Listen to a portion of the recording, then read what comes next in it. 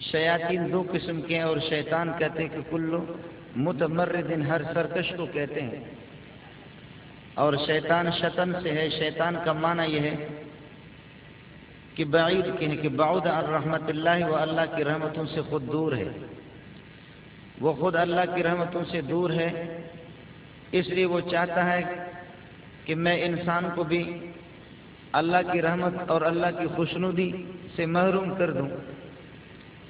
اور شیطان کہتے ہیں، شیطان کا معنی جلنے کے ہیں.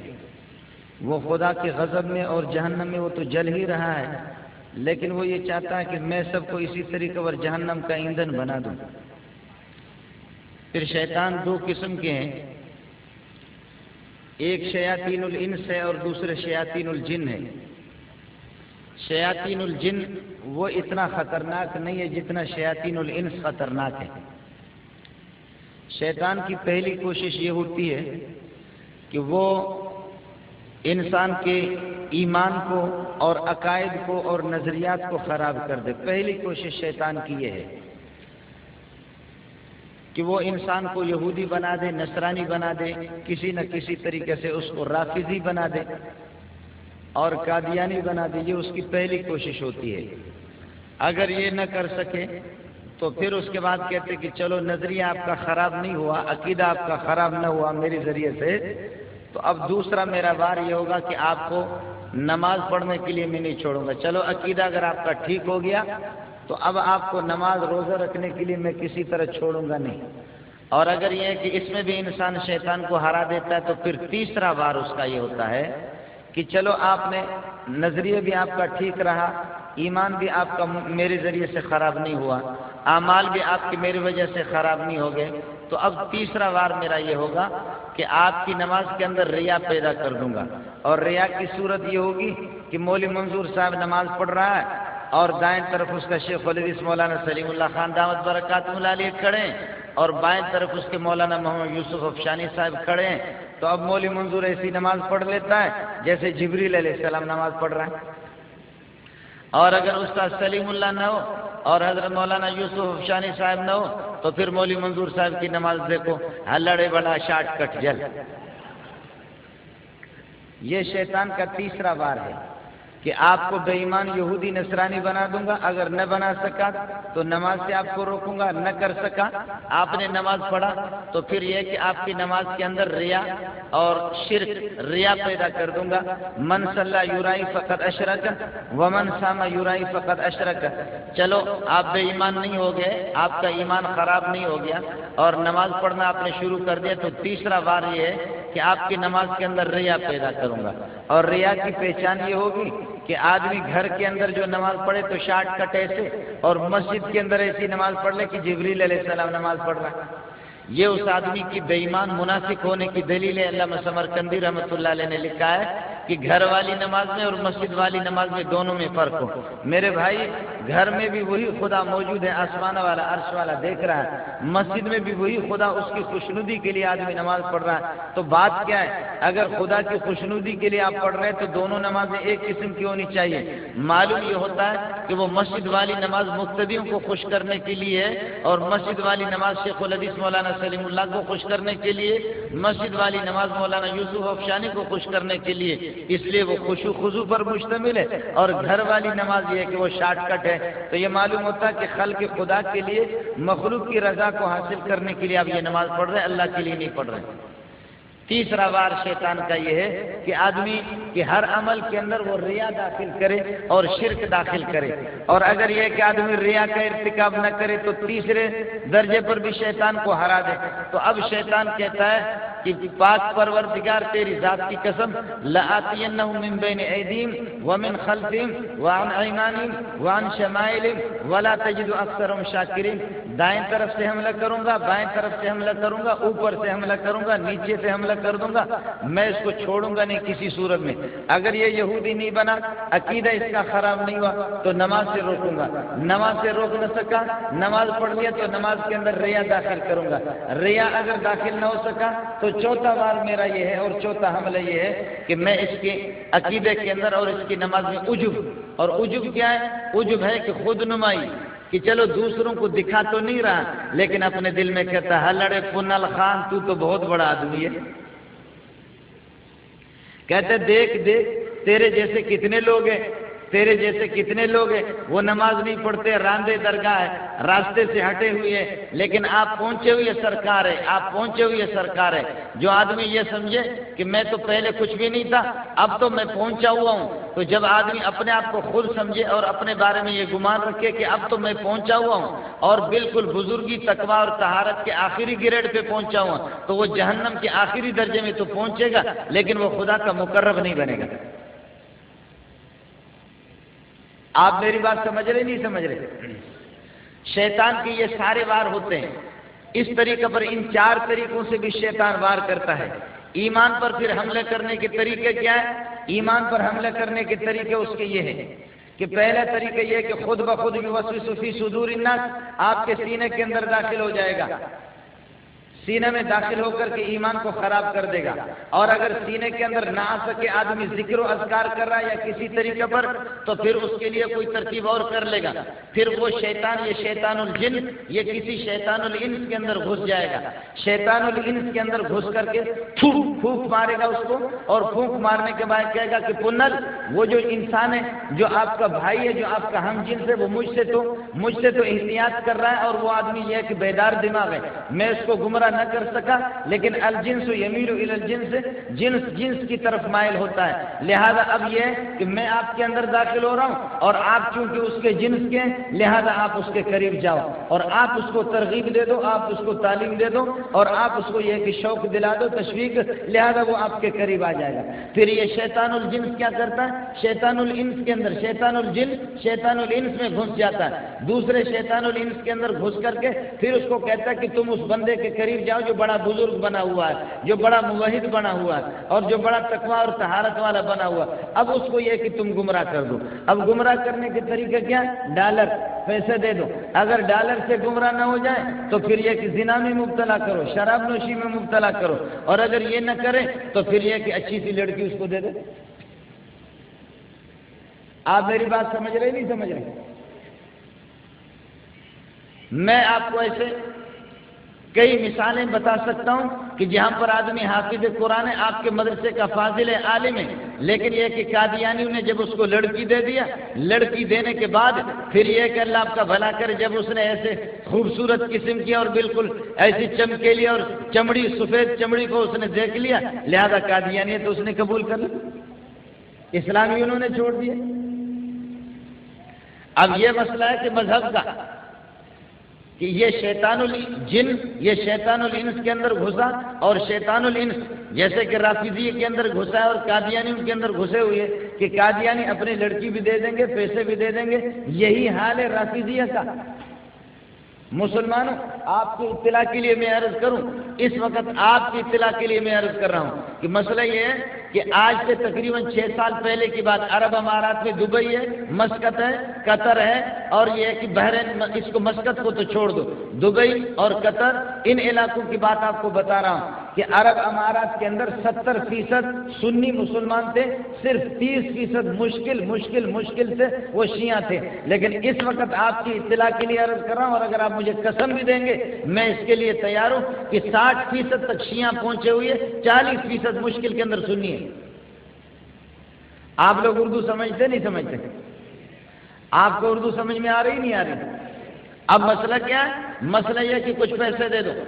میں آپ کی اطلاع کے لیے عرض کروں کہ ایران کے پاس تیل اتنا موجود ہے، اتنا تیل موجود ہے، اتنا تیل موجود ہے، یہ پیسے جاتا کہاں ہے؟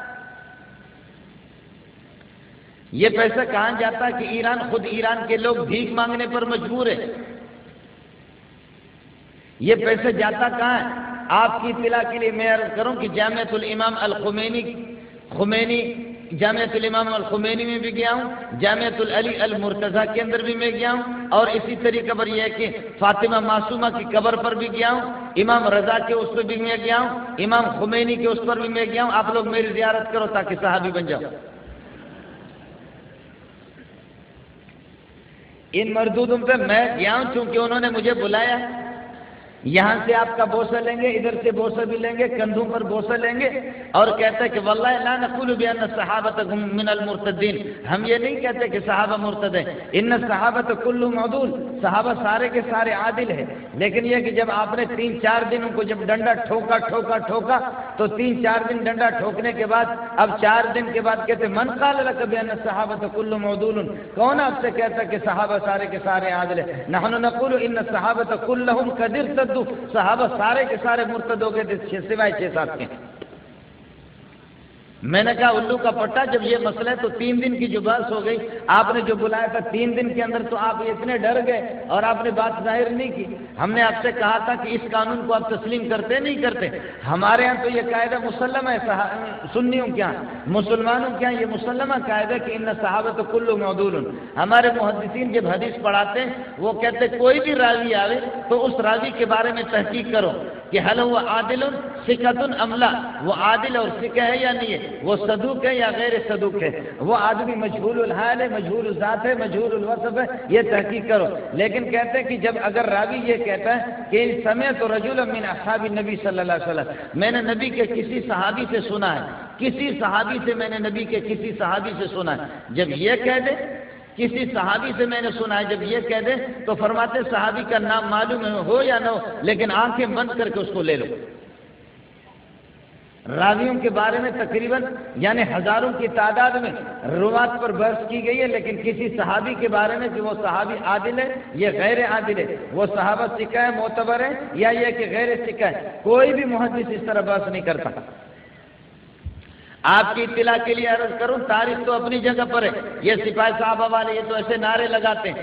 آج آپ کی اطلاع کے لیے عرض کر رہا ہوں، اتنے علماء آپ تشریف فرمائیں، آپ کو چیلنج دے کر کے کہتا ہوں، آپ کو بتا رہا ہوں کہ آپ کے سنیوں کو کبھی تاریخ لکھنے کی سعادت حاصل ہوئی نہیں، آپ کے سنیوں نے کبھی کوئی تاریخ کی کتاب لکھی نہیں، اور اگر انہوں نے تاریخ کی کوئی کتاب لکھی بھی تو شیعوں سے نقل کر کے وہ متاثر ہو گئے۔ آپ کے ہاں کوئی مورخ نہیں ہے کہ جس نے تاریخ لکھی ہو۔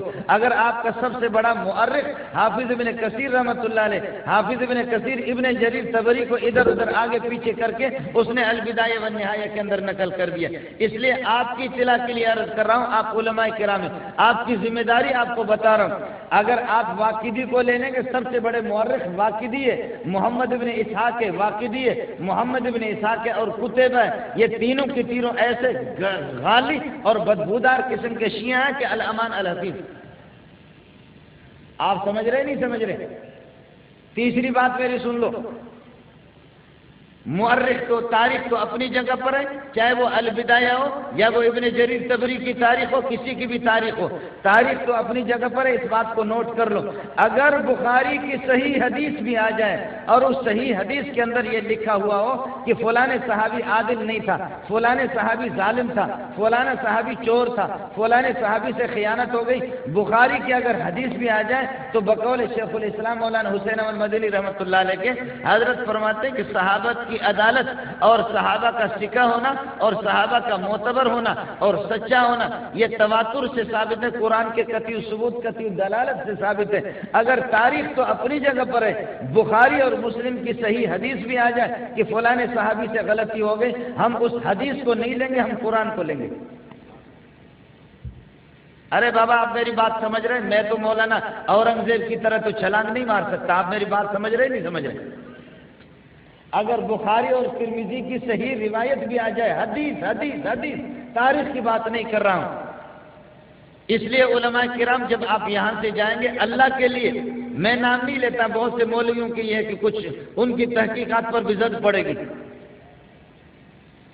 لیکن آپ کی اطلاع کے لیے عرض کر رہا ہوں کہ بقول شیخ الاسلام شیخ العرب والعجم مولانا حسین مدنی رحمۃ اللہ علیہ کی بخاری اور مسلم کی صحیح حدیث بھی آ جائے اور اس سے صحابہ کی ثقافت پر اور ان کی یہ کہ عدالت کو اگر چیلنج کیا گیا ہو اور ان پر جرح کیا گیا ہو تو بخاری کی اس روایت کو نہیں لیں گے اور مسلم کی اس روایت کو نہیں لے لیں گے، لیکن ہم لیں گے، کس کو لیں گے؟ قرآن پاک کو لیں گے۔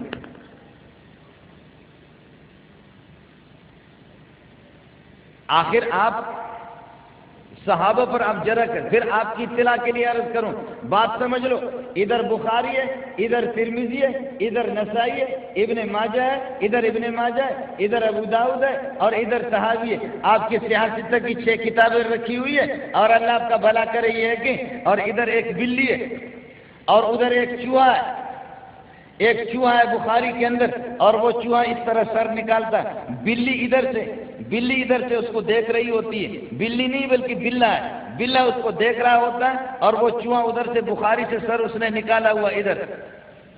اور یہ بلہ، یہ جب بلے کو دیکھتا تو پیچھے ہٹنے کی کوشش کر رہا ہے. بات ذرا سمجھ لینا. شیعہ کہتے ہیں کہ ہم نے تمہارے کتابوں کے اندر بھی بعض روایتیں اس قسم کی ہم نے داخل کر دی ہے، اب تم سنی ایڑی چوٹی کی زور بھی لگا دو، ان کو نکالنے کی کوشش بھی کر دو، تم اس چوہے کی طرح تمہارے بخاری کے اندر وہ سب کچھ گھسا ہوا ہے. لیکن یہ کہ تم اگر باہر نکلنے کی کوشش کر دو، ہم نے چوہا داخل کیا اندر، اور چوہے کا کام کیا ہوتا ہے کہ کاغذوں کو کاٹنا. تمہارے کتابوں کے اندر بھی ہم نے یہ چیز داخل کر دی ہے، لیکن اگر باہر کوئی چوہا نکلے گا تو یہ بلہ شیعوں والا موجود ہے، اس کو چھوڑے گا نہیں. اس لیے وہ اندر رہے گا، بخاری کے اندر ہی رہے گا، مسلم کے اندر ہی رہے گا، صحابہ پر جرح ہوگا. اس لیے آپ یہ ہے کہ آپ کہیں گے کہ مولوی صاحب پتہ نہیں کیا ہو گیا، الیاذ باللہ بے ایمان ہو گیا، آپ کچھ بھی کہہ دیں، لیکن یہ ہے کہ خدا کے لیے ذرا تحقیق کر لینا، اللہ کے لیے تحقیق کرنا. اس لیے بخاری کے آخری جو روایت کو آپ دیکھیں گے، حدثنا احمد بن اشقاق قال حدثنا محمد بن فضیل، یہ محمد بن فضیل شیعہ ہے. پھر یاد رکھ لینا، شیعہ سے ہماری لڑائی نہیں ہے، ہماری لڑائی رافضی سے. شیعہ عام مطلق ہے، میں علماء سے بات عرض کر رہا ہوں. شیعہ عام مطلق ہے اور رافضی اخص مطلق ہے. رافضی اس کو کہتے ہیں کہ جو صحابہ کو مرتد کہتے ہیں سوائے 6 صحابہ کے، باقی تمام صحابہ کو مرتد سمجھتا ہے، برخلاف شیعہ کے. شیعہ اس کو کہتے ہیں کہ جو پنجتن پاک، یا یہ کہو کہ حضرت علی کو حضرت عثمان پر بھی ترجیح دیتے، شیعہ اس کو کہتے ہیں. اس لیے آپ کے مبسوط جو فقہ کی کتاب ہے اس کے مقدمہ نگار نے لکھا ہے کہ امام ابو حنیفہ رحمۃ اللہ علیہ وکان ابو حنیفہ یتشیع، امام ابو حنیفہ کے اندر بھی تشیع تھا. وہ تشیع کیا تھا؟ فرمایا بانہ کان یفضل علی علی عثمان، وہ علی کو عثمان پر ترجیح دیتا تھا. اگرچہ یہ روایت بالکل غلط ہے، یہ روایت صحیح نہیں ہے. امام شافعی رحمۃ اللہ علیہ وہ بھی فرماتے ہیں کہ میں بھی پنجتن پاک کو اور آپ صلی اللہ علیہ وسلم کی آل کو میں ترجیح دے رہا ہوں. ان کان حب محمد ان کان رفض حب آل محمد، اگر رافضیت اور شیعت اسی کو کہتے ہیں کہ آل محمد سے محبت رکھنا یہ شیعت ہے، تو فلیشهد الثقلان انی رافضی، تو پھر جن اور انسان دونوں کے دونوں گواہ رہے کہ میں رافضی ہوں. یہ رافضی شیعہ کے معنی میں. میں عرض کر رہا ہوں کہ شیعت سے ہمارے اتنی لڑائی نہیں ہے. شیعہ کو تو کافر نہیں کہیں گے، شیعہ کو کوئی کافر قرار نہیں دیں گے، اس لیے کہ شیعہ تو اصل میں وہ ہوتا ہے کہ جو حضرت علی کو، حضرت علی کی فضیلت کے قائل ان کو ترجیح دے رہا ہو عثمان پر، اس پر بھی شیعت کا اطلاق کرتے ہیں. اس کو کافر نہیں کہیں گے، اس کو بدعتی کہیں گے، اس کو ضال کہیں گے، اس کو مضل کہیں گے، اس کو فاسق کہیں گے، لیکن یہ کہ اس کو مرتد نہیں کہیں گے، اس کو کافر قرار نہیں دیں گے. اس وقت آپ نعرہ لگا رہے ہیں کہ شیعہ کافر کافر، شیعہ کافر. شیعہ کافر نہ کہو بلکہ آپ کہو رافضی کافر. آپ میری بات سمجھ رہے نہیں سمجھ رہے؟ شیعہ کافر آپ نہ کہیں، اس لیے کہ شیعہ تو بخاری کے اندر بھی روایت موجود ہے، اور اس طریقے پر دیگر کتابوں کے اندر شیعہ آپ کو ملیں گے. اگر کوئی مولوی ٹکراتا تو کل میرے پاس آ جائے، علامہ ذہبی کی ڈھیر لگا دوں، حوالے آپ کو دکھا دوں. ایسا مسئلہ نہیں ہے. شیعت کی بات میں نہیں کر رہا ہوں، شیعہ نہیں رافضی. لیکن سوال یہ ہے کہ اس زمانے کے اندر کیا شیعہ موجود ہے؟ اس زمانے کے شیعہ نہیں ہے، اس زمانے کے سب رافضی ہے. اس زمانے کے جو لوگ ہیں وہ شیعہ نہیں ہے. ہم بھی کہتے ہیں کہ ہم شیعہ کو کافر قرار نہیں دیتے، شیعہ کو کافر قرار نہیں دیں گے. بئی معنی کہ وہ تفضیلی ہو، بئی معنی کہ یفضل و یرجح علی علی عثمان، اس کو بدعتی کہیں گے، ضال اور مضل کہیں گے، لیکن اس کی تکفیر نہیں کریں گے. بخاری کے اندر اگر آئے گا کوئی راوی تو وہ مسلمان شیعہ آئے گا، لیکن رافضی نہیں آئے گا. رافضی کے تو کفر میں کسی کا کوئی شبہ ہی نہیں ہے. اب اگلے والی بات کو سمجھو. اگر کوئی آدمی یہ کہتا ہے کہ ابو جہل کے بارے میں مجھے تردد ہے اور فرعون کے بارے میں مجھے تردد ہے، میں فرعون کو کافر نہیں سمجھتا، اس کے بارے میں آپ لوگ کیا کہیں گے؟ میں آپ کو ایک دلیل بتاتا ہوں، فرعون خدا کو مانتا تھا نہیں مانتا تھا؟ ارے مولوی بولو، فرعون خدا کو مانتا تھا نہیں مانتا تھا؟ اور کہتا انا ربکم الاعلی، میں سب سے بڑا خدا ہوں۔ خدا کو کہاں مانتا ہے؟ انا ربکم الاعلی، سب سے بڑا تو میں ہوں پتو خان۔ ہاں آپ لوگ دیکھ نہیں رہے کہ یہ تمہارا نبی کیا کہتا ہے؟ انا خیر من ھذا الذی هو مہین ولا یکاد یبین۔ لیکن اب اگلے والی ابن عربی نے کہا کہ نہیں، بعض لوگوں نے یہ کہا کہ فرعون جو ہے نا کافر نہیں تھا، وہ خدا کو مانتا تھا، اور انہوں نے استدلال کر دیا سورہ بنی اسرائیل سے۔ حضرت موسیٰ علیہ السلام خود گواہی دے رہا، قال لقد علمت ما انزل هؤلاء الا رب السماوات والارض بصائر وانی لاظنك يا فرعون مسحورا۔ قال لقد علمت ما انزل هؤلاء، قال لقد علمت، میں اللہ کی قسم کھا کے کہتا ہوں، البتہ پکی ٹھکی بات ہے، آپ کو معلوم ہے، ما انزل هؤلاء الا رب السماوات والارض۔ فرعون آپ کو بھی یقین ہے کہ یہ سب کچھ آسمان والے نے کیا ہے۔ موسیٰ علیہ السلام بھی اس کی گواہی دے رہا ہے کہ آپ خدا کو جانتے، خدا کو مانتے ہیں، یعنی فرعون کی ایمان کی گواہی دے رہا ہے اور اس یقین کی گواہی دے رہا ہے۔ اور پھر آخر میں اس نے کہا لا الہ الا الذی آمنت بہ بنو اسرائیل وانا من المسلمین، میں مسلمان ہوں۔ خیر یہ تو بعد والا جب ٹھیٹ مار رہا تھا، لیکن میں پہلے والی بات عرض کر رہا ہوں کہ وہ ما انزل هؤلاء الا رب السماوات والارض بصائر۔ اس لیے بہت سے لوگوں نے استدلال کر دیا کہ فرعون بے ایمان نہیں تھا بلکہ ان کا ایمان تھا، لیکن یہ اجماع کے خلاف ہے، یہ پوری امت کے اجماع کے خلاف ہے، ائمہ اربعہ کے اجماع کے خلاف ہے، دیگر دلائل قطعیہ کے خلاف ہے۔ اس لیے فرعون کے اگر کفر میں کوئی شک کرتا تو وہ خود کافر ہے، جس کو کہتے ہیں قطعی الکفر۔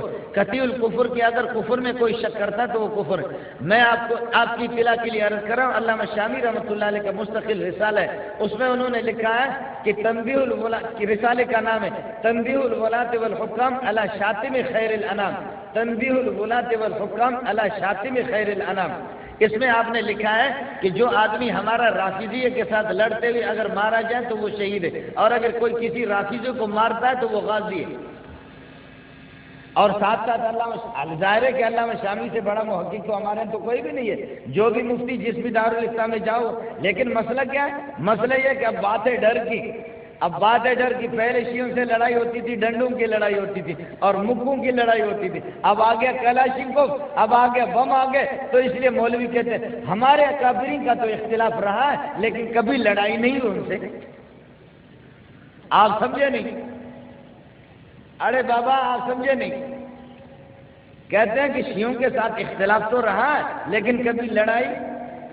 آپ کے اکابرین کون ہیں؟ حضرت علی آپ کے اکابرین میں داخل ہے نہیں ہے؟ بابا حضرت علی آپ کے اکابرین میں داخل ہے نہیں ہے؟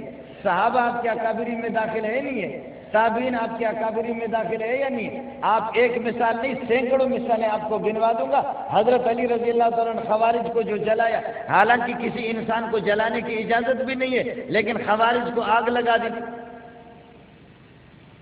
اور جلایا، ان کو جان سے مارا۔ حضرت علی ہمارے اکابرین میں نہیں ہے، دیوبند تو کل پیدا ہو گیا۔ پھر ہمارے دیوبند علماء نے کوئی ان کی تکفیر نہیں کی ہے۔ مفتی محمود رحمۃ اللہ علیہ سے پوچھا گیا کہ رافضیہ کے بارے میں آپ کیا کہتے ہیں؟ جا کر کے فتاوی محمود اور وہ ڈائجسٹ میں دیکھ لو، رافضی کے بارے میں آپ کیا کہتے ہیں؟ مفتی محمود رحمۃ اللہ علیہ فرماتے ہیں کہ وہ کافر ہے۔ کہا کہ جو پھر مولانا شبیر احمد عثمانی نے علیہ مالے وفی معافی قادو حجام کا جنازہ کیوں پڑھا؟ آپ لوگ سمجھے نہیں؟ کیا سمجھے؟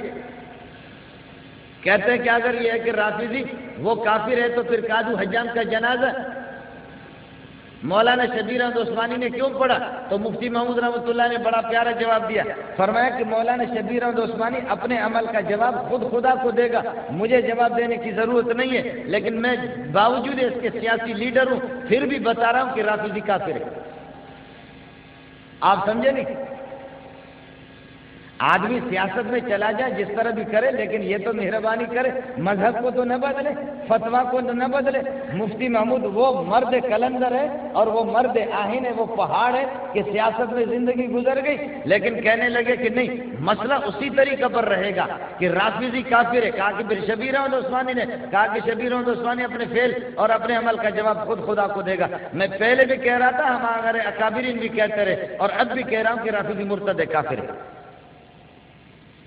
آپ سمجھ رہے نہیں سمجھ رہے؟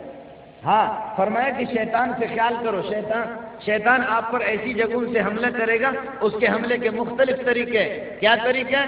یہ طریقہ ہے مال دولت آپ کو دے گا یا لڑکیوں سے حملہ کرائے۔ اب ریاض کے اندر بھی شیعوں کا جلوس ہوتا ہے اور رافضیہ کا جلوس ہوتا ہے، پھر آپ کے لیے رہا کیا؟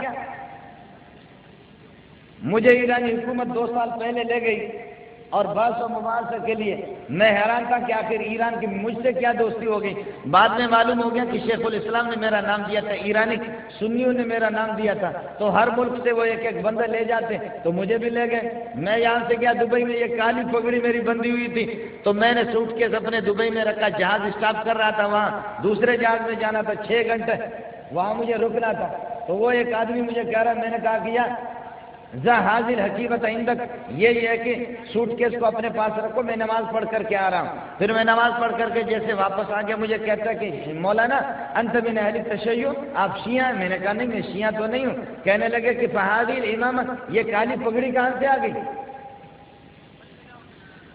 میں نے کہا بھائی پگڑی تو میری کالی ہے، لیکن یہ کہ میں سنی ہوں، اس لیے کہ سفید پگڑی کا بھی ثبوت ہے اور کالی پگڑی کا بھی ہمارے ہاں ثبوت ہے۔ اس وجہ سے دلائل کے بنیاد پر اور احادیث کی قوت کے بنیاد پر میں نے یہ پگڑی اختیار کی ہے۔ خیر اس کے پاس میں بیٹھا، کہنے لگے کہ آپ کہاں جا رہے ہیں؟ میں نے کہا میں ایران جا رہا ہوں۔ کہنے لگے کس سلسلے میں؟ میں نے کہا کہ میں بحث مباحثے کے لیے، مناظرے کے لیے جا رہا ہوں، ایرانی حکومت نے مجھے بلایا۔ کہنے لگے کہ آپ اکیلا جا رہے ہیں؟ میں نے کہا اکیلا ہوں۔ کہنے لگا آپ ڈرتے مرتے نہیں ہیں؟ میں نے کہا میں پاگل بلوچ آدمی ہوں، صبح آیت الکرسی پڑھتا ہوں اور مغرب کے بعد پڑھتا ہوں، ڈرتا مرتا نہیں ہوں۔ اس لیے کہ بلوچ تو ہوتا ہی پاگل ہے، کہ جس طریقے پر احمد بخش ہے۔ ہم لوگ تو اس لیے تو پاگل ہیں، ہم لوگ بلوچ کا معنی بلوچ بے سوچ کدھر چلا گیا ہو؟ بلوچ کی عقل کہاں ہوتی ہے؟ میں نے کہا کہ بابا ہم صبح کو آیت الکرسی پڑھتے، شام کو پڑھتے، سورہ فاتحہ پڑھتے، جو کچھ ہو، جو ہونا ہے تو ہوگا، جو ہو گیا تو ہو گیا، جو ہو رہا ہے تو ہو رہا ہے، تو ہم کیا کریں گے؟ بس کہنے لگے کہ نہیں پھر بھی کچھ بابا میری تصویر نہیں بنانا اللہ کے لیے۔ پھر بھی کہنے لگے آپ کچھ احتیاط کرو۔ میں نے کہا احتیاط میں احتیاط کچھ بھی نہیں ہے۔ کہنے لگے کھانے مانے میں آپ کو کچھ دے دے؟ میں نے کہا بسم اللہ الذی لا یضر مع اسمہ شیء فی الارض ولا فی السماء وهو السمیع العلیم، تم زہر ڈالو ہمیں کچھ نہیں ہوگا۔ خیر مجھے کہتے ہیں کہ آپ شیعوں کے بارے میں کیا کہتے ہیں؟ رافضیہ کے بارے میں آپ کیا کہتے ہیں؟ میں نے کہا کافر ہے، کافر کی اولاد ہے، مرتد ہے۔ کہنے لگے مولانا کیوں مرتد ہے؟ میں نے کہا ابو بکر کو مرتد سمجھتے، عمر کو مرتد سمجھتے، عثمان کو مرتد سمجھتے، دیگر صحابہ کو مرتد سمجھتے، عائشہ پر تہمت لگاتے، قرآن کی تحریف کے قائل ہے، کہتے خدا جھوٹ بولتا ہے، تقیہ کرتے، زنا کو حلال سمجھتے، ان کے جتنے بھی حرامی وہ سارے کے سارے سید ہیں۔ جتنے زنا کے نتیجے میں متع میں پیدا ہو گئے، من تمتع مرتن درجۃ کدرجۃ الحسن، جو آدمی ایک مرتبہ متع کرے تو اس کو یہ کہ کدرجۃ الحسین، حسین کا مرتبہ حاصل ہو جائے۔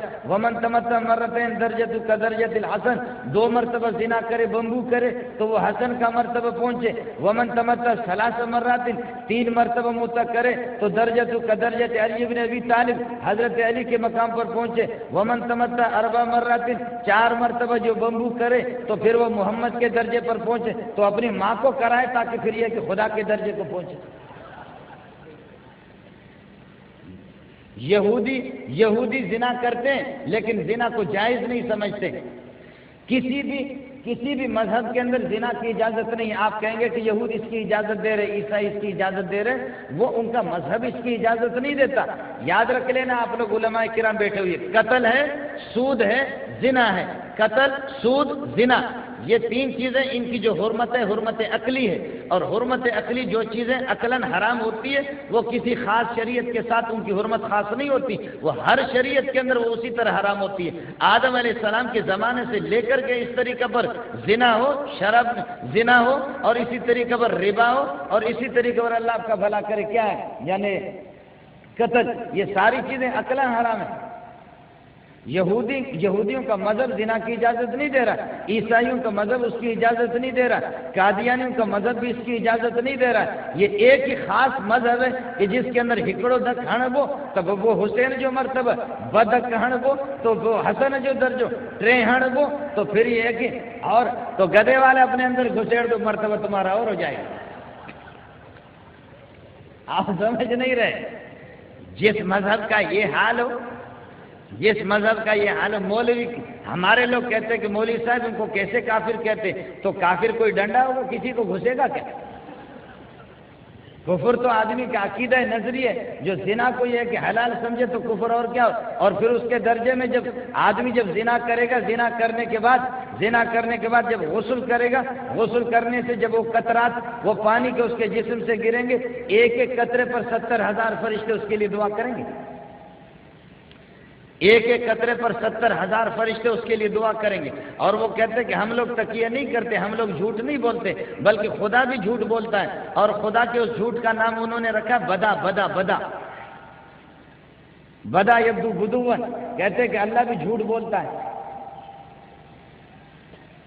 اور اللہ کی بھی خصوصیت ہے، اور اللہ بھی بہت سی باتیں چھپاتے ہیں۔ تو ہم لوگ اگر تقیہ کریں تو کیا؟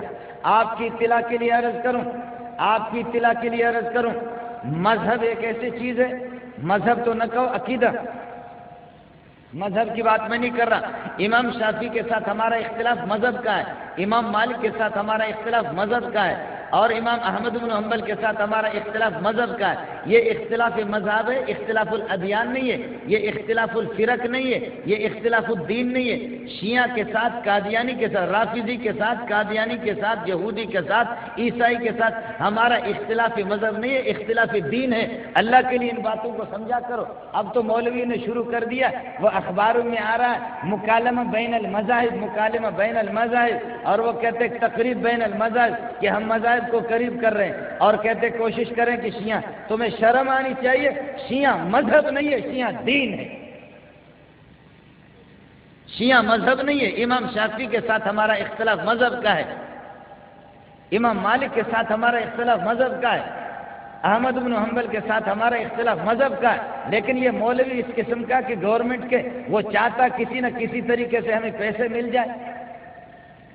آپ تو سمجھ جائیں گے، اخبار میں آپ بھی پڑھتے رہتے، مختلف قسمیں آ رہے، مکالمہ بین المذاہب اور تقریب مذاہب، اور مذہب کے اندر پھر یہودی بھی داخل ہے اور عیسائی بھی داخل ہے۔ شامیہ کی پہلی جلد کے اٹھا کر کے دیکھو، تنویر الابصار کو دیکھو، در مختار کو دیکھو، رد المحتار جو شامیہ اس کو بھی دیکھ لو، آپ کو پتہ چلے گا کہ مذہب کیا ہے اور دین کیا ہے۔ اتنا بھی اس اندھے کو معلوم نہیں ہے۔ شیعہ کا مستقل دین ہے، شیعہ کا مستقل عقیدہ ہے، رافضی کا، قادیانی کا مستقل عقیدہ ہے، یہودی کا مستقل عقیدہ ہے۔ یہ اختلاف الادیان ہے، یہ اختلاف الفرق ہے، یہ فرق ہے، یہ ادیان ہے۔ اور شافعی اور مالک احمد بن حنبل کے ساتھ ہمارا اختلاف وہ عقیدے کا نہیں ہے، ہمارا اختلاف اس کے ساتھ مذہب کا ہے۔ اللہ کے لیے ان باتوں کو سمجھا کرو۔ امام شافعی کے کس عقیدے میں امام شافعی کے ساتھ ہمارا اختلاف ہے؟ میں تقریر ختم کرتا ہوں، پھر کوئی مولوی آ جائے مجھ سے بات بھی کرے۔ اگر آپ کو، اب میں برطانیہ میں نہیں رہ رہا ہوں، فرانس میں نہیں رہ رہا، یہیں کراچی میں رہ رہا ہوں، اگر میرے کسی بات سے آپ کو اختلاف ہو نوٹ کر لینا بعد میں۔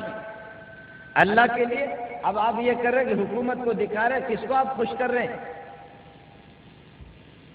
کہ کسی طرح کی جی ہم تو شیعوں کو بھی، شیعہ بھی مذہب ہے، اور اسی طریقے پر یہ کہ اللہ آپ کا بھلا کرے، قادیانی بھی مذہب ہے، یہودی بھی مذہب ہے، انا للہ و انا الیہ راجعون، ساری کتابیں آپ نے دفن کر دی۔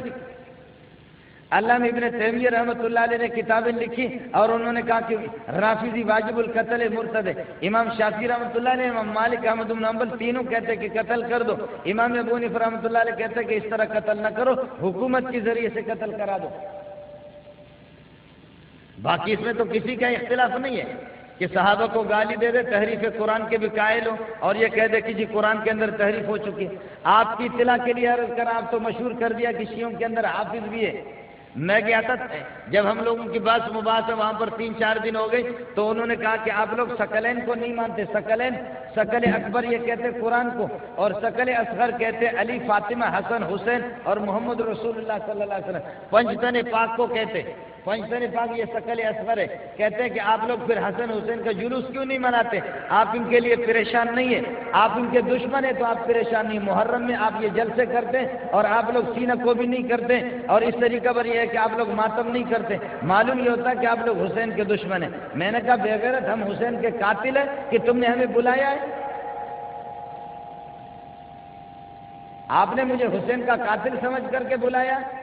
آپ مجھے یہ بتاؤ نا کہ جب پولیس والے آ جائیں گے اور یہ کہ مولی منظور قتل ہو چکا ہے، پولیس والے آ جائیں مولی منظور قتل ہو چکا ہے، اور مولی منظور کی ٹوپی کسی مولوی صاحب کے پاس اورنگزیب کے پاس ہے، اور مولی منظور کی گھڑی اورنگزیب کے پاس ہے، اور مولی منظور کے چپل بھی اورنگزیب کے پاس ہے، اورنگزیب کے پاس چھری بھی ہے، اللہ آپ کا بھلا کرے، چھری پہ خون لگا ہوا ہے، تو پولیس والے اورنگزیب کو پکڑیں گے نہیں پکڑیں گے؟ بابا جب پولیس والے آ جائیں اور دیکھیں کہ مولی منظور کی گھڑی، مولی منظور کی یہ کی ٹوپی، مولی منظور کی پگڑی، مولی منظور کا لباس، سب کچھ اورنگزیب کے پاس ہے، اور اورنگزیب کے پاس چھری بھی ہے اور وہ زخمی بھی ہے، اور چھری پر یہ ہے کہ خون بھی لگا ہوا ہے، تو پولیس والے پکڑیں گے کہ آسمان سے کوئی فرشتہ تو نہیں آیا؟ آپ رنگے ہاتھ پکڑے گئے، آپ کے ہاتھ میں چھری ہے، قاتل آپ ہیں۔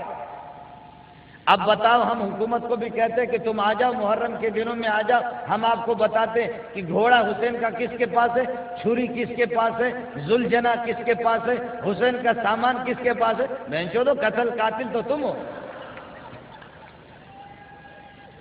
آپ سمجھ نہیں رہے؟ قاتل ہم ہیں بھائی، قاتل کون ہے؟ ارے چھوڑ بابا، او مولوی صاحب چھوڑ، میری بات سن لے، اور بعد میں نعرہ لگا دیں، اپنا نشہ پورا کرو۔ بھائی چھری کس کے پاس ہے؟ چھری تمہارے پاس ہے، گھوڑا تمہارے پاس ہے، اور پھر اتنا وکیل ہے کہ LLB ہے، اور یہ کہ 6-6 10-10 لاکھ روپے لیتا ہے، مقدمہ جتواتا ہے کورٹ کے اندر۔ یہ وکیل اتنا سمجھدار ہے کہ گھوڑے کے سامان کو پکڑ کر کے، حسین جو گھوڑا، اس سے بہتر ہے تم ہمارے کسی بلوچ کے سامان کو اٹھاؤ، کم از کم ثواب تو ملے گا آپ کو۔ گھوڑے کے سامان اٹھانے سے تمہیں فائدہ کیا ملے گا؟ اور پھر ہمارے اتحادی ہے، ہم تو آپ کو دعوت دیتے ہیں، آپ ہمارے اتحادی ہے، مصیبت میں ہم آپ کے کام نہیں آئیں گے تو کب آپ کام آئیں گے؟ آپ چھری خود اپنے آپ کو نہ مارو، ہمیں دے دو، سبقونا کے دغوار کو ایسے چھری تمہیں لگا دیں گے کہ تم سے نکلے گا بھی نہیں۔ آپ سمجھ رہے نہیں سمجھ رہے؟ یہ حال ہے اس قوم کا۔ بات ذرا سمجھ لینا، فرعون کو موسیٰ علیہ السلام کو انہوں نے ستایا، تو فرعون کو خدا نے اس طرح غرق کر دیا، فرعون کو اور اس کے چمچوں کو غرق کر دیا۔ موسیٰ علیہ السلام کو کہا کہ موسیٰ اپنے آنکھیں ٹھنڈی کر دو، موسیٰ اپنے ساتھیوں کو اور اپنے قوم کو اور اپنے امتی کو بتا دو کہ بنی اسرائیل وہ بھی اپنی آنکھیں ٹھنڈی کر دیں، دیکھ لو وَأَغْرَقْنَا آلَ فِرْعَوْنَ وَأَنْتُمْ تَنْظُرُونَ۔ فرعون کو ہم نے غرق کر دیا اور آپ لوگ مزے لے رہے تھے، آپ کے دشمن کو غرق کر دیا۔ موسیٰ علیہ السلام کا دل ٹھنڈا ہو گیا نہیں ہو گیا؟ ارے بابا بولو، موسیٰ علیہ السلام کا دل ٹھنڈا ہوا نہیں ہوا؟ ہو گیا۔ اور اللہ آپ کا بھلا کرے، پھر اس کے بعد کیا ہوا؟ رسول پاک صلی اللہ علیہ وسلم کے ساتھ جب لڑائی ہو گئی کفار مشرکین مکہ کے، تو اللہ نے فرمایا کہ ادھر موسیٰ کے دشمن کو میں نے غرق کر دیا، موسیٰ دیکھ رہا تھا، لیکن یہاں یہ کرتا ہوں کہ تمہارے دشمنوں کے ہاتھ باندھتا ہوں، ابو جہل کے بھی ہاتھ باندھتا ہوں، عتبہ شیبہ کے میں ہاتھ باندھتا ہوں، یہ ان کے ہاتھ تو کھلے ہوئے ہوں گے لیکن یہ کچھ کر نہیں سکیں گے، آپ لوگ یہ کر دو کہ ڈنڈا لے کر کے خود ان کو مار دو، قاتلہم یعذبہم اللہ بایدیکم ویخزم، ان سے قتل کرو، خدا ان کو یہ ہے کہ ذلیل کر دے، ان کو مارو اور اپنے ہاتھ سے مارو، خوب بڑھا سے نکالو، ایسے دے مارو، فشد الوثاق، بیڑیاں لگا دو، اور اس طریقہ پر یہ ہے کہ ان کو خوب مارو، فضرب الرکاب، ان کے جوڑوں پر مارو، وضربوا منہم کل بنان، تاکہ تمہارے دل کے بڑاس نکلے۔ فرعون کو اس طرح موسیٰ علیہ السلام کا دل ٹھنڈا کر دیا کہ فرعون کو اللہ نے خود غرق کر دیا اور ان کے ہاتھ پاؤں باندھا، رسول پاک صلی اللہ علیہ وسلم کو کہا ان کو مارو، لیکن حضرت حسین والوں کا ان سب سے زیادہ فرعونیوں کے مقابلے میں یہ زیادہ خطرناک ہے، اور مشرکین مکہ کے مقابلے میں فرعون کو اللہ نے خود غرق کر دیا اور ادھر مشرکین مکہ کے ہاتھ پاؤں باندھ دیے اور صحابہ کو کہا کہ تم مارو، اور ان کے بارے میں کہا کہ نہیں، کسی کو بھی آنے کی ضرورت نہیں ہے، ان کی عقل ایسی ختم ہوگی کہ چھری اخپل بلا سے اخپل کنا۔ آپ سمجھ رہے نہیں سمجھ رہے؟ لاش بھی اخپل، چھری بھی اخپل ہے، اور دے مارو۔ آپ سمجھ نہیں رہے؟ مجھے یہ بتا دو، مجھے یہ خدا کی شان بے نیاز ہے، خدا کی بے نیاز حسین اللہ کو پسند آ گئے، ایسے پسند آ گئے کہ نبی کے دشمن کو اللہ نے خود غرق کر دیا، نبی کی آنکھیں ٹھنڈی ہو گئی، دل ٹھنڈا ہو گیا، اور پھر رسول پاک صلی اللہ علیہ وسلم کے دشمنوں کو باندھا، کہا کہ تم لوگ اپنے ہاتھ سے مارو، لیکن حسین خدا کو اتنا پسند آ گیا، اتنا پسند آ گیا، فرمایا کہ نہیں، یہاں تمہارے مارنے کی بھی ضرورت نہیں ہے، یہاں عقل ایسی چلی گئی ہے، ایسی عقل چلی گئی ہے، یہ خود اپنے آپ کو ماریں گے بھی، اور وہ گھوڑا اس کو کہتے ہیں حسین جو گھوڑا۔ آپ سمجھ نہیں رہے؟ آپ مجھے بتاؤ یہ کس چیز کا وکیل ہے؟ عام دنوں کے اندر 30 لاکھ روپے لے کر کے مقدمہ لڑتا رہتا ہے، لیکن آج جا کر کے اس کا حال یہ ہو گیا۔ آپ اردو سمجھ رہے نہیں سمجھ رہے؟ اب اللہ کے لیے، آپ کی اطلاع کے لیے عرض کر رہا ہوں، نہ امریکہ ان کے ساتھ لڑے گا، نہیں، امریکہ کبھی نہیں لڑے گا، امریکہ تو اس کو ہیرو ثابت کر رہا ہے، امریکہ تو ان کو ہیرو ثابت کر رہا ہے کہ جی نہیں، یہ صرف وہ لوگ ہیں کہ جو اسلام کا درد ان میں موجود ہے۔ نہیں، آپ کی اطلاع کے لیے خاتم بدن خدا نہ کرے اور میری بات یہ بالکل غلط ہو جائے، لیکن جو حالات ہے، جو حالات ان حالات کے پیش نظر لگ یہ رہا ہے، ان حالات کے پیش نظر لگ یہ رہا ہے کہ رافضی آپ کے حرمین پر بھی قبضہ کرنے والے، امارات پر قبضہ کرنے والے، آپ کے پاکستان پر قبضہ کرنے والے، ایران کے تمام ان کے مدرسوں کے اندر میں گیا ہوں، جامعۃ الامام الخمینی کے اندر یہ کہتے ہیں کہ 10,000 طلبہ، 10,000 نہیں ہے لیکن 8,000 7,000 ضرور ہے، جامعۃ العلی المرتضیٰ کے اندر بھی میں گیا ہوں، جامع فیضیہ کم کے اندر بھی گیا ہوں، محمود مراشی کے کتب خانے میں بھی گیا ہوں، پوری دنیا انہوں نے گھمایا پھرایا پورے ایران کو۔ آپ کی اطلاع کے لیے میں عرض کر رہا ہوں کہ آپ کے پاکستان کے ہزاروں سینکڑوں، لاہور کے، سیال کوٹ کے اور کشمیر کے اساتذہ بھی سارے کے سارے اردو پڑھانے والے، وہاں پر اسباق بھی بعض اداروں کے اندر جامعۃ العلی المرتضیٰ کے اندر اسباق بھی اردو کے ہوتے، اساتذہ سارے سیال کوٹ کے اور کشمیر کے اساتذہ، اتنی بڑی تعداد اور اتنی بڑی کھیپ تیار ہو رہی ہے، اور وہ پاکستان، اور پیسے اتنے پیسے بہا رہے ہیں، مذہب پر اتنا خرچہ کر رہے، اتنا خرچہ کر رہے۔ اب آپ کی جیسے میں نے آپ سے عرض کر دیا کہ اب 70% تقریباً 65% یہ ہے کہ شیعہ ہیں، لیکن وہ اپنے آپ کو ظاہر نہیں کرتے۔ جیسے میں نے آپ سے عرض کیا، اس بندے نے یہ کہ میرا سوٹ کیس رکھ لیا، اور سوٹ کیس رکھنے کے بعد پھر یہ کہ خیر میری ان کی بات چلتی رہی، اور وہ بندہ کہنے لگے آپ کیسے شیعوں کو کافر قرار دے؟ میں نے کہا یہ دلیل ہے۔ وہ اتنا خوش، میں سمجھ رہا تھا کہ سنی ہے، وہ کہتے ہیں لعنت اللہ علیہ، ان پر لعنت ہو، شیعوں پر لعنت اللہ علیہ۔ یا شیخ ہکذا یقولون، اس طریقے پر کہتے ہیں بیان سیدنا ابا بکر صدیق وہ کافر مرتد، اس کو کافر مرتد کہتے ہیں۔ میں نے کہا ہاں، کہتے کہاں لکھا ہوا؟ میں نے کہا کہ اس فلاں کتاب میں، کہتے ہیں لعنت بھیجتے ہیں ہم ان کتابوں پر، وہ کتابیں صحیح نہیں لکھ رہے۔ میں نے کہا 10 کتابوں پر تم لعنت بھیجو، لیکن میں سینکڑوں کتابوں کے حوالے آپ کو فیکس کر دوں گا۔ اس وقت چونکہ میرا موضوع یہ نہیں ہے، میں کسی اور موضوع پر جا رہا ہوں بات کرنے کے لیے، میرے پاس کتابیں نہیں ہے، یہ صرف چند جوڑے سوٹ کیس کے اندر میں نے لکھا ہے، لے لیا ہے، اور کچھ یہ کہ حوالے آپ کو دکھا رہا ہوں۔ کہنے لگے مجھے حوالے بھیجتے رہا، 4-5 گھنٹے میرے اور ان کے مناظرے ہوتے رہے، اور وہ آدمی میں سمجھا کہ جی میں نے اس کو قائل کر دیا اور یہ سنی ہے۔ اب آخر میرا جہاز جا رہا ہے، اور مجھے کہنے شیخ علی اپنا نام اس نے بتا دیا، اور کہنے لگے کہ شیخ میرا کھانا کھاؤ، میرا گھر تو باہر ہے، لیکن میں اس ایئرپورٹ کا افسر ہوں، اب باہر میں جا نہیں سکتا، اس وقت میری ڈیوٹی ہے، آپ کھانے میں کیا پسند کریں گے؟ میں نے کہا وہ جہاز میں لڑکیاں آئیں کھانا کھلائیں گے، اس سے بہتر ہے کہ ان کے ہاتھ سے کھائیں، آپ نہ کھلائیں۔ کہنے لگے کہ نہیں میں آپ کو کھانا کھلاؤں گا، بس چاول گوشت پتہ نہیں کیا کیا لایا اس نے کھلایا، میں نے سمجھا کہ سننی ہے۔ اب میرے جہاز کے اندر 10-15 منٹ باقی رہ گئے، 4-5 گھنٹے اس کے ساتھ میں بحث کرتا رہا ہوں۔ اب کہنے لگے یا شیخ منظور البلوچی البلوچی، منظور البلوچی، دکتور منظور البلوچی۔ میں نے کہا نام شیخ، کیا فرماتے ہیں؟ کہنے لگے کہ آپ کا کیا خیال ہے اگر کوئی آدمی یہ کہ آپ کے سامنے یہ کہہ دے کہ سنی مرتد ہے تو آپ اس کا کیا علاج کریں گے؟ میں نے کہا غیرت مند سنی ہوگا تو وہ خود مرے گا یا اس کو مارے گا؟ کہنے لگے آپ کیا کریں گے؟ میں نے کہا میں پاگل بلوچ ہوں، میں چھوڑوں گا نہیں، یا خود مروں گا یا اس کا کام کر دوں گا۔ کہنے لگے آپ کی اطلاع کے لیے میں عرض کر رہا ہوں کہ میں شیعہ ہوں، آپ کی اطلاع کے لیے عرض کر رہا ہوں کہ میں رافضی ہوں، لیکن میں نے آپ کو ٹٹولا۔ اگر میں ابتدائی سے میں کہتا کہ میں رافضی ہوں تو یہ ساری چیزیں دلائل آپ میرے سامنے واضح نہ کرتے اور ظاہر نہ کرتے۔ اب آپ چونکہ جہاز آپ کا تیار ہے، اب آپ کو میں بتا رہا ہوں کہ میں رافضی ہوں۔ سوال ہی نہیں ہے کہ آپ کا وہم و گمان جائے اس طریقے پر دفتروں میں گھسے ہوئے، اس طرح علاقوں کے اندر گھسے ہوئے۔ سوال ہی نہیں ہے کہ پاکستان کے اندر جب تک رافضی موجود ہے اور اسلام آ سکے، سوال ہی نہیں ہے کہ جب تک جماعت اسلامی والے موجود ہے اور اسلام آ سکے، سوال ہی نہیں ہے جب تک رضا خانی موجود ہے اسلام آ سکے۔ نہیں، اس طرح جب عقیدے کا تفاوت ہے، دین کا جب تفاوت ہے تو کسی صورت کے اندر کوئی چھوڑے گا نہیں آپ کو کہ اس طریقے پر اللہ آپ کا بھلا کرے۔ آپ یہاں پر یہ کہ اسلامی نظام کے لیے نافذ ہو، کسی صورت میں اسلامی نظام نافذ ہونے کے لیے وہ چھوڑیں گے نہیں۔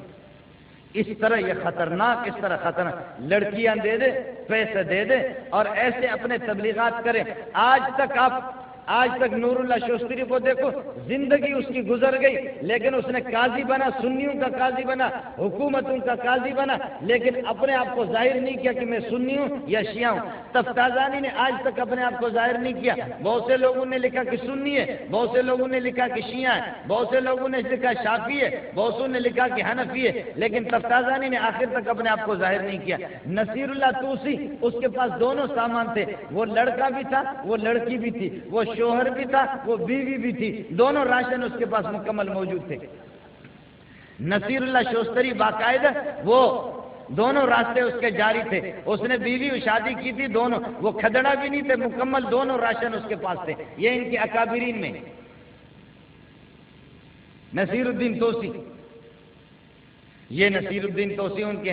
میں آپ کی اطلاع کے لیے عرض کروں کہ جس مذہب کے اندر یہ ہے کہ زنا، اذان ان کی الگ، نماز ان کے الگ، عقائد ان کے بالکل الگ، ہر چیز بالکل الگ، لیکن اس کے باوجود وہ مسلمان ہیں، تو پھر یہ ہے کہ کلنٹن نے کیا گناہ کیا ہے، پھر بش نے کیا گناہ کیا ہے، پھر لارا بش نے کیا گناہ کیا ہے، جان کیری نے پھر کیا گناہ کیا ہے؟ یہ سارے کے سارے مسلمان ہیں۔ آپ کی مرضی ہوتی ہے کہ آپ جس کو مسلمان کہہ دیں، آپ کے مہر لگانے سے وہ مسلمان نہیں ہوگا۔ خدا کہہ جب وہ مسلمان نہیں ہے تو وہ مسلمان نہیں۔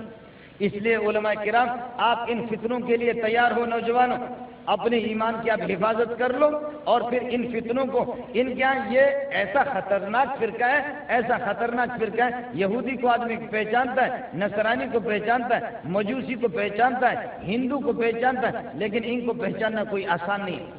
یہاں سے بوسہ لیں گے، ادھر سے بوسہ لیں گے، ادھر سے بوسہ لیں گے، اور پھر یہ کہ بس یا حسینہ یا حسینہ کہنے لگے کہ آپ لوگ پنجتن پاک کو نہیں مانتے اور آپ لوگ ماتم نہیں کرتے، اس لیے کہ آپ لوگ پنجتن پاک کے غم آپ کو لائق نہیں ہے، تو اس لیے آپ قرآن کو بھی نہیں مانتے۔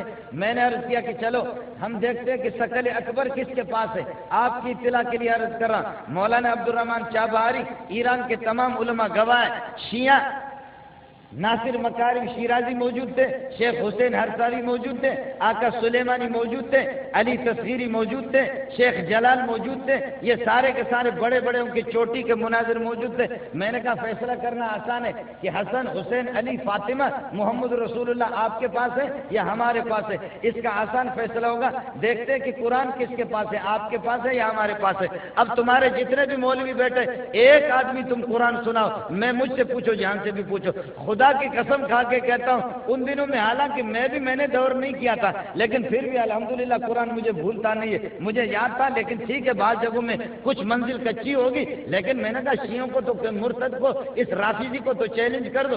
علی تصغیری جو چوٹی کا ایک عرب عالم ہے، ان کا علی تصغیری موجود ہے، شیخ حسین ہرساوی موجود ہے، شیخ جلال موجود ہے، ناصر مکارم شیرازی موجود ہے، آیت اللہ منتظری موجود ہے، آقا سلیمانی موجود ہے۔ میں نے کہا آسان سی بات ہے، اس تمہارے پورے محفل کے اندر بڑے بڑے علماء ہیں، تم بتاؤ کہ تم میں کوئی حافظ قرآن ہے؟ اگر تمہارے سینے کے اندر قرآن ہے تو ٹھیک ہے، محمد بھی آپ کے ساتھ ہے، علی، فاطمہ، حسن، حسین بھی آپ کے ساتھ، اور اگر قرآن آپ کو یاد نہیں ہے مجھ سے پوچھو، جہاں بھی آپ مجھ سے پوچھیں، اگر میں نے قرآن سنایا، جب قرآن ہمارے پاس ہے تو پنجتن پاک بھی ہمارے پاس ہے۔ واللہ العظیم ایک آدمی بھی تیار نہیں ہوا. ایک آدمی.